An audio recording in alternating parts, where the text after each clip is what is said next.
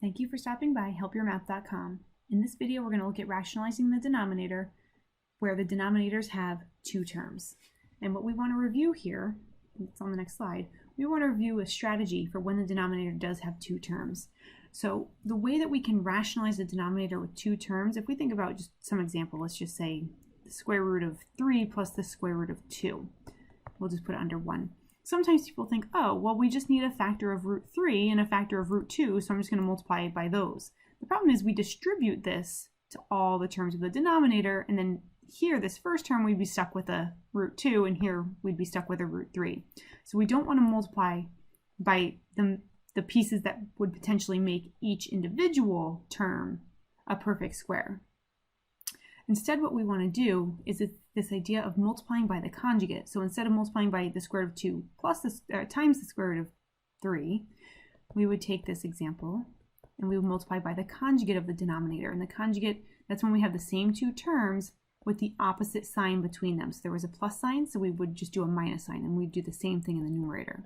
Anytime we multiply two conjugates, that usually anything bad that is the case, like if they're complex, it makes it a real number. If they're irrational, it makes them rational, because what ends up happening is the irrational parts cancel each other out. So if we look at root 3 plus root 2 and root 3 minus root 2, root 3 times root 3 is 3. Root 3 times minus root 2 is minus root 6.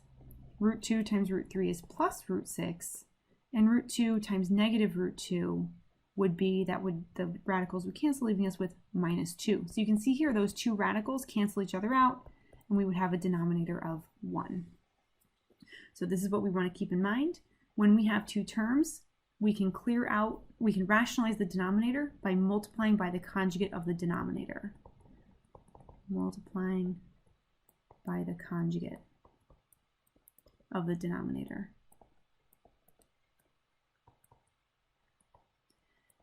And the conjugate, that's when it's the same two terms with the opposite sign between them. We also just want to be really careful when we're multiplying these, because we're going to have radicals, we're going to have integers, and we just want to make sure that we're not accidentally applying the wrong strategies to different types of things. Okay, so what do we have here? We have 2 over the square root of 2 minus 3. And the way we're going to cancel this out, so again, it's tempting to say, well, now there's only one radical, so can't we just multiply the denominator by root 2? Well, you don't get to pick and choose which piece of the denominator gets multiplied. Whatever you decide to multiply by, you have to do to both terms. So we don't want to multiply by just root 2. We're going to multiply by the conjugate of the square root of 2 minus 3, which will be the square root of 2 plus 3. We do the same thing to the numerator. And I suggest always taking your time with this. Simplify each one separately and then bring it back. So here we're going to multiply 2 by the square root of 2 plus 3. 2 times the square root of 2 is 2 times the square root of 2. And 2 times 3 is 6. So that was nice. In the denominator, we have the square root of 2 minus 3 times the square root of 2 plus 3. And so we have root 2 times root 2 is 2. Here we get plus 3 root 2. Here we get minus 3 root 2. And lastly, we get minus 9. So again, we want to be careful here when we multiply two radicals of the same radicand. We just end up with the radicand itself because it would have been the square root of 2 squared. But when I multiply just a regular integer by regular integer, we actually have to do the multiplication. It ends up becoming minus 9. Now we notice those cancel as they should have. If they didn't cancel, then we didn't choose the right conjugate. And there should only be one conjugate, so maybe we made a mistake, or maybe it wasn't the conjugate after all. And then 2 minus 9 is negative 7. So bringing this all back together, the numerator is 2 radical 2 plus 6. And the denominator is minus 7. We can't simplify, so we could leave our answer like this. Talk to your instructor in case they want you to split up the irrational part from the rational part. For me, this is totally fine. I wouldn't do more work if I don't have to. Okay, our next example, so very similar, except here in the first example, only the 2 was a radical, and here both the 2 and the 3 are under radicals. So we have the square root of 2 and the square root of 2 minus the square root of 3. So we want to multiply by the conjugate here, which would be the square root of 2 plus the square root of 3. We do the same thing to the numerator. I notice the numerator also is under a radical, so we're going to be careful with that too. So we're going to focus on the numerator first. The numerator is the square root of 2 times the square root of 2 plus the square root of 3. And we distribute root 2 times root 2. That's like the square root of 2 squared, which is 2. The square root of 2 times the square root of 3 is just the square root of 6. And that's all we can do. We can't combine those because one has a radical and one doesn't. And now we're going to look at the denominator. In the denominator, we have the square root of 2 minus the square root of 3 times the square root of 2 plus the square root of 3. And if you start getting comfortable with the denominators and you know that those middles are going to cancel, you can usually just skip the middles and just focus on the firsts and the lasts. But I'll go through the whole thing. So root 2 times root 2 is 2. Root 2 times root 3 is root 6. Minus root 3 times root 2 is minus root 6. Minus root 3 times plus positive root 3 is 3, right? Because that would be the square root of 3 squared, which would be 3. These cancel as they should, and 2 plus, oops, why is this a plus? This should be a minus 3. Minus 3, because it's negative times positive, so it's negative. 2 minus 3 is negative 1. So bringing this all back together, we get 2 plus root 6 divided by negative 1. I would simplify this, distribute the negative 1, and that would give us negative 2 minus root 6. We don't want a denominator that's just a 1 or a negative 1. We can distribute that. Or if it's a 1, you can just drop it. All right, looking at another example here, we're going to multiply both the numerator and the denominator by the conjugate of the denominator since we have two terms. This would give us the square root of 7 minus the square root of 6 would be the conjugate of the square root of 7 plus the square root of 6. And we do the same thing to the numerator. You want to make sure you're consistent here. Sometimes it's easy to switch the sign by mistake. Don't fall for that trap. You need to multiply by 1. All right, in the numerator, we have negative root 5 times the square root of 7 minus the square root of 6. I don't think anything when we distribute the 5 is going to simplify here. We're going to end up with negative square root of 35. And then negative times negative is positive, square root of 30. Neither of those can be simplified. They don't have any common perfect square factors besides 1. In the denominator, we're going to multiply the square root of 7 plus the square root of 6 times the square root of 7 minus the square root of 6. Square root of 7 times the square root of 7 is 7. The square root of 7 times the negative square root of 6 is negative root 42. Here we end up with positive root 42. And then the square root of 6 times the negative square root of 6 will be negative 6. Those cancel. We end up with 7 minus 6, which is 1. Oh, I just talked about a denominator of 1. So we have negative radical 35 plus the square root of 30 over 1. We can drop the denominator. Negative root 35 plus the square root of 30. And that would be our final answer.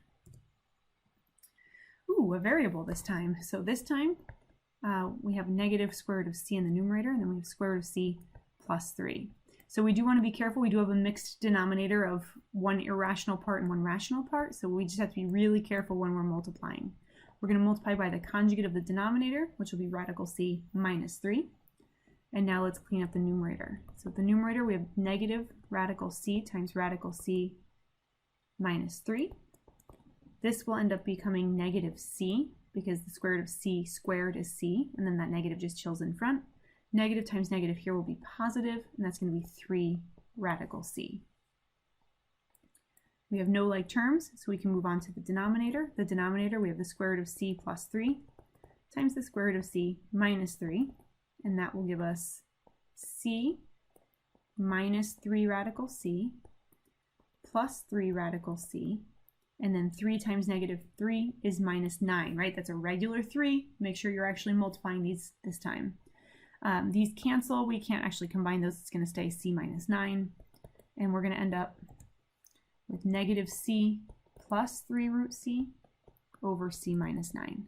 And we can't simplify anything, so that would be our final answer. Our next example, so now it's getting taken up a notch because now we not only have a radical, but we also have a coefficient of that radical. But it's going to be the same thing. We're going to multiply by the conjugate of the denominator. So we're going to multiply by 2 root 5, same first term, switch the sign of the second term, plus 7. Multiply by 2 root 5 plus 7.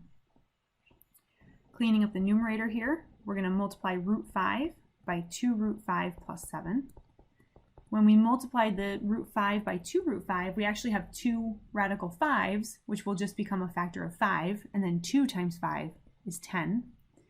And root 5 times positive 7 will be 7 root 5. We can't combine those, and actually the radicals switch places. The irrational part was first, and now it's second. In the denominator, we're going to multiply 2 radical 5 minus 7 by 2 radical 5 plus 7. And here again, I can't emphasize enough that we need to be super, super careful here. We have 2 root 5 times 2 root 5. Well, 2 times 2 is 4, and root 5 times root 5 is 5. So that first term becomes 20. Then we have 2 root 5 times 7. That would be 7 times 2 is 14, because those are the parts that are not under radicals, times 5. Then here we would end up with, it should be the opposite of that, minus 14 root 5. And then minus 7 times positive 7 is minus 49. Combining these cancel, and then 20 minus 49 is minus 29. So we're going to end up here with 10 plus 7 root 5 over negative 29. We can't simplify any further, so I would leave this as my final answer. In another example here, we have the square root of 2 over the square root of 3 minus the square root of 10. We're going to multiply by the conjugate of the denominator, the square root of 3 plus the square root of 10, to both the numerator and denominator. In the numerator, we're going to distribute that square root of 2 to the square root of 3 plus the square root of 10. Root 2 times root 3 will be root 6. Root 2 times root 10 would be root 20. However, root 20 has a perfect square factor besides 1. It could be 4 times 5. So this would be root 6, which only has a perfect square factor of 1, plus the square root of 4 is 2 root 5. Then the denominator, we have the square root of 3 minus the square root of 10 times the square root of 3 plus the square root of 10. This is going to give us root 3 times root 3 is 3. Root 3 times root 10 is positive root 30. Minus root 10 times root 3 is minus root 30. And minus root 10 times plus root 10 will be minus just a regular 10. These cancel as they should, and 3 minus 10 is negative 7. So bringing this all back together, we're going to end up with the square root of 6 plus 2 root 5 divided by negative 7. We can't simplify any further, so I will leave that as my final answer. All right, getting into some where the numerator is also 2 terms. So we have the square root of 5 minus 2 over the square root of 5 plus 2. We need to multiply by the conjugate of the denominator, which happens to be identical to the numerator.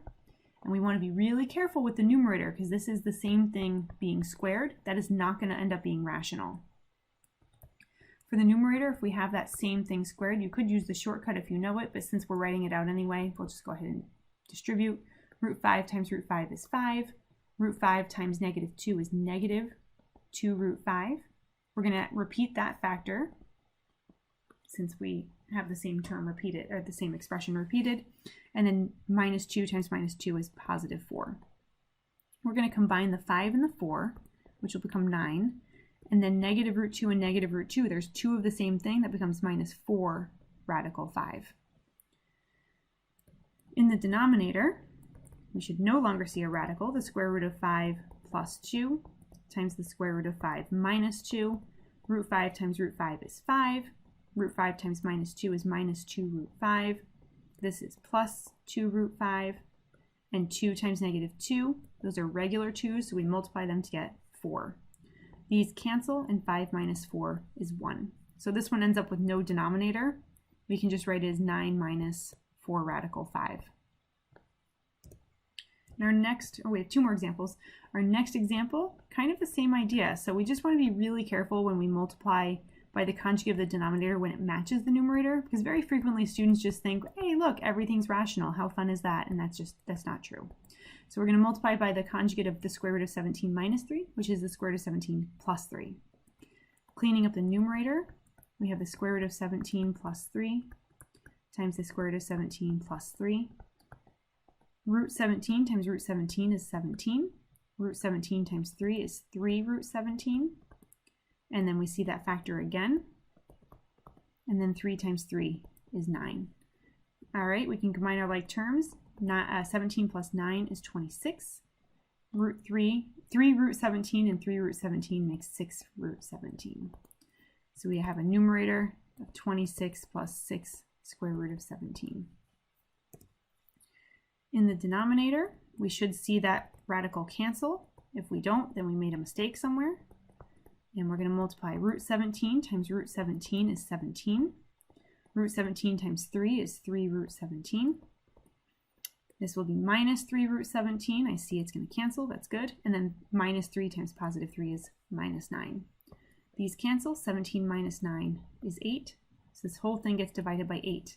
Now, for the first time in this whole video, I see that we have a common factor between the three terms. 26, 6, and 8 are all divisible by 2. So we're going to divide every term by 2. That's going to give us 13 plus 3 root 17 divided by 4. And that would be our final simplified fraction with a rational denominator. We finally made it to the end, the last example. So the last example is kind of a culmination of everything that could make this tricky. Okay, but same thing. We have two terms in the denominator, so we want to multiply by the conjugate of that. Same first term, and then switch the sign, additive opposite of the second term. We're going to combine the numerators first. We have 2 root 3 minus root 7 times 5 root 3 minus root 7. All right, now when we multiply, we have our coefficients. 2 times 5 is 10, and root 3 times root 3 is 3. So that's 10 times 3, which is 30. Then 2 root 3 times negative root 7. So we're going to combine the radicals. The radicand, the coefficient here is 1. That'll be minus 2 root 21. Here we have minus root 7 times positive 5 root 3. So it's going to be minus 5 root 21. And then lastly, negative root 7 and negative root 7 would become positive 7. Now we're going to combine our like terms. 30 plus 7. I'm going to put it up here since I'm a little bit limited on space. Is 37. Stop.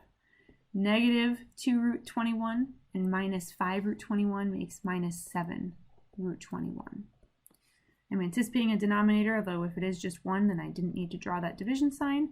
The denominator, we have 5 root 3 plus 7 times 5 root 3 minus root 7. Root 7. 5 root 3 times 5 root 3, 5 times 5 is 25. Root 3 times root 3 is 3, so this becomes 25 times 3, which is 75. 5 root 3 times negative 7 will be minus 5 radical 21. This should be the opposite. It is plus 5 root 21. And then root 7 times negative root 7 will be minus 7. Here we have 75 and minus 7. Those cancel, giving us 60, what makes a 5? 68. There it is. So this is going to be divided by 68. We cannot simplify this. This would be our final answer. And congratulations, you officially rationalized a whole bunch of denominators.